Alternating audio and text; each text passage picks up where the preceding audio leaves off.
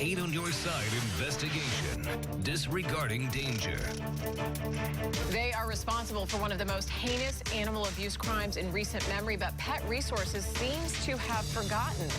In Hillsborough County, the Pet Resources Center is responsible for the humane treatment of animals and public safety. But senior investigative reporter Steve Andrews explains one group of notorious dog abusers seems to have slipped under the radar. When you're supposed to be the voice of animals in the county, you better do everything you can to protect them. This list is supposed to inform Pet Resources who is not allowed to adopt or own animals. But according to court records, the list is incomplete, and that doesn't bode well for the animals we're supposed to be watching out for.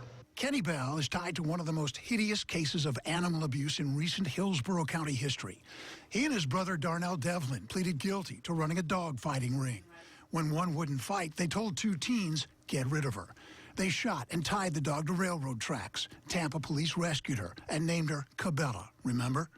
A judge ordered the Cabela crew may not care for or own animals, but their names do not appear here.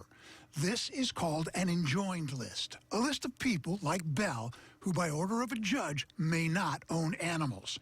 It is maintained by Hillsborough Pet Resources and at times neglected. Bell's name is not here. That person could walk in and get a dog today.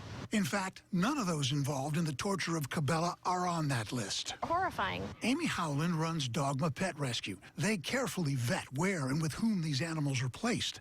The county shelter, she contends, isn't as particular. I don't think they're doing a very good job at all from what I've seen. As you can tell from this January interview 8 on Your Side conducted with the county, keeping the enjoined list current is a recurring problem. Is your enjoined list up to date? I can't tell you if it's up to date right now. Well, it wasn't. At that point, it hadn't been updated in 2 years. By the time I sat with PRC Director Scott Trebetoski in February, the county updated the list. Buck stops with me. But here we are in April, and those tied to this crime are not tied to this list. It comes from the top. It comes from Mike Merrill. It comes from our commissioners that we elect. And it's really time for them to step up to the plate.